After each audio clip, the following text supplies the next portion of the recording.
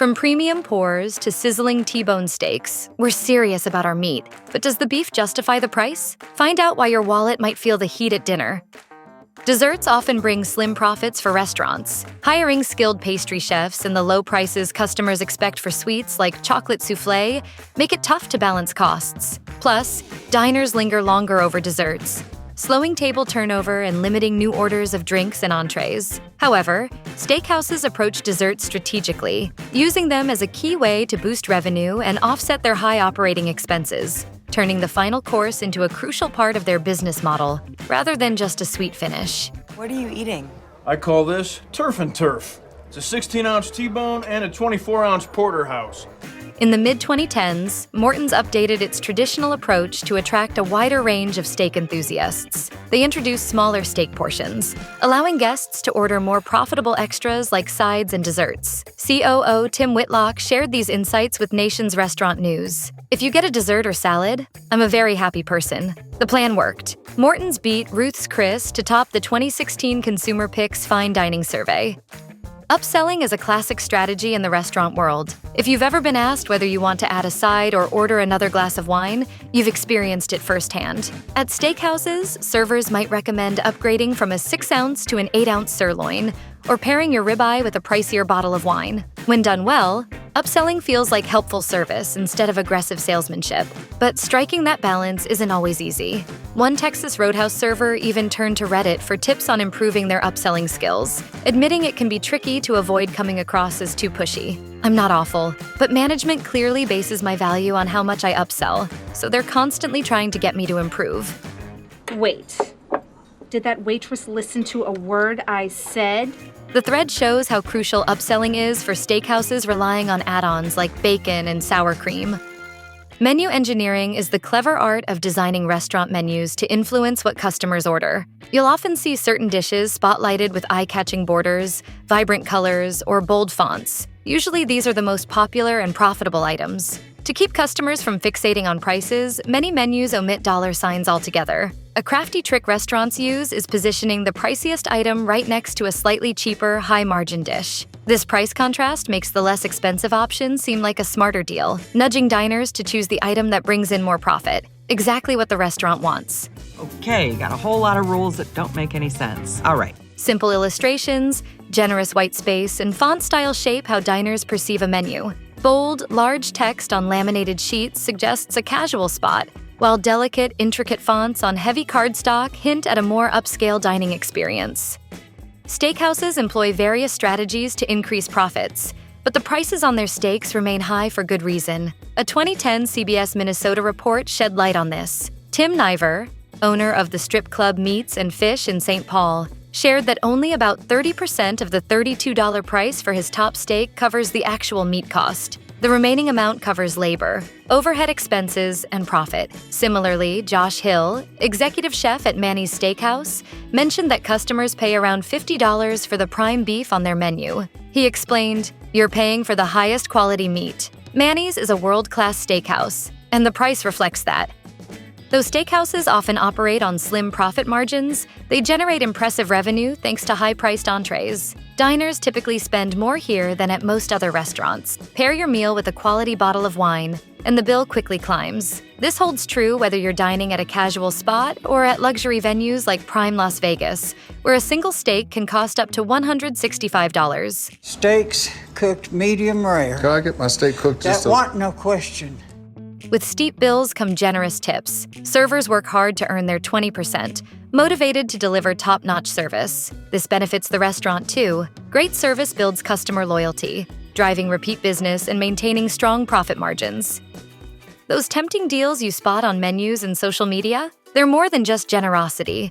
They're strategic moves to boost restaurant profits. Promotions like happy hours, lunch specials, and prefix menus attract customers who might otherwise hesitate while also rewarding regulars. For instance, Ruth's Chris runs a fixed-price 3-course meal for 2 from Monday to Thursday to draw crowds during slower weekdays. Similarly, Del Frisco's offers discounted items on a limited menu, paired with $5 beers and $8 cocktails, filling seats before the evening rush. Even value-focused chains join in. In 2020, Outback introduced its Steak and Mate combos, offering fixed-price meal pairings to welcome diners back. These deals broaden the customer base too. Those who enjoy Del Frisco's happy hour pricing might not usually splurge on the restaurant's regular $40 to $55 steak entrees. A 2018 Nielsen study highlights the impact. Happy hours accounted for 60.5% of average weekly restaurant sales, proving these promotions are truly a win-win. Oh my God, y'all, would you look at that? Each steak has a little pat of butter in the middle.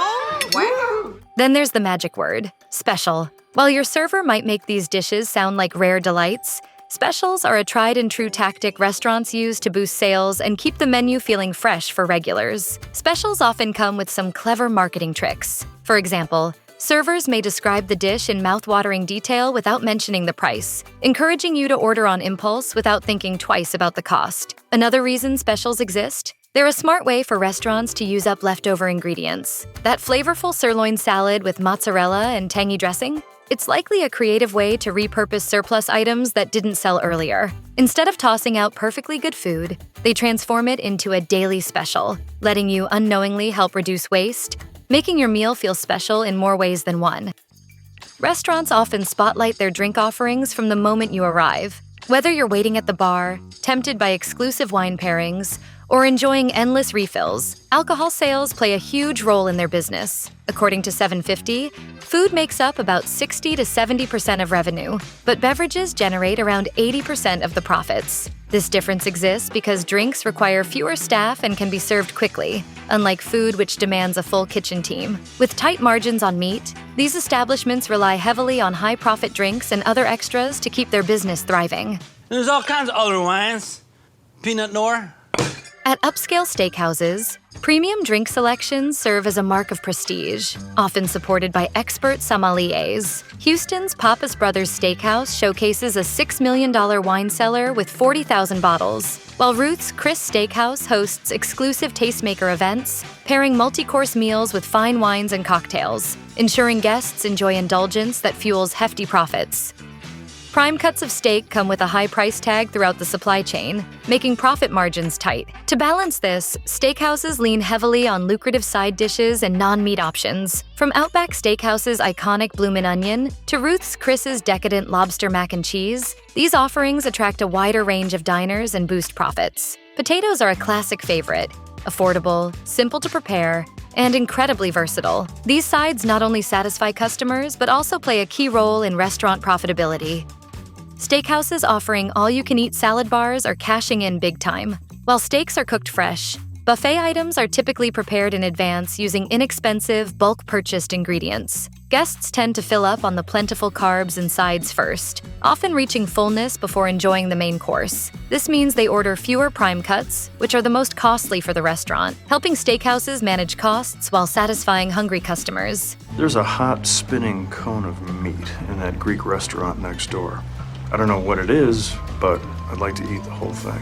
At all-you-can-eat spots like Fogo de Chão and Texas de Brazil, the salad bar plays a key role. It's prominently placed, brightly lit, and stocked with plenty of tasty, budget-friendly vegetables and starches. When diners load up on these salad bar offerings, they tend to eat less of the endless meat skewers circulating throughout the restaurant, which helps keep costs down while still offering a satisfying meal experience. Steakhouses don't just sell food, they also profit from creating the perfect atmosphere. The restaurant's design plays a huge role in shaping a customer's overall experience. A warm, inviting setting encourages guests to linger longer, which often means they spend more. From the lighting and music to the scent in the air and comfortable seating, every detail contributes to the feeling of luxury before a single bite is taken. Design choices also influence the type of clientele a steakhouse attracts. For example, in 2018, London's Gaucho Steakhouse revamped its interior to escape a sales slump. They replaced dull, monochrome decor with stylish lighting and trendy colors, making the space feel more welcoming and appealing to a broader audience. This smart redesign helped transform the restaurant's fortunes. According to Kron, labor expenses typically account for 25% to 40% of a restaurant's revenue, varying by the restaurant type and service level. Fast food spots usually have the lowest labor costs, with steakhouses falling only slightly higher. Unlike upscale restaurants that need many skilled chefs for diverse dishes, steakhouses mainly focus on expertly preparing steaks. This means they often don't hire numerous specialized cooks for other menu items, keeping their labor costs relatively moderate. Bon appetit. Oh, good God. To balance expensive beef, steakhouses keep labor costs low. Even high-end venues typically have smaller kitchen teams, making staffing less costly than other fine dining spots. By employing lean, focused crews, steakhouses effectively reduce one of the biggest financial burdens in the restaurant business.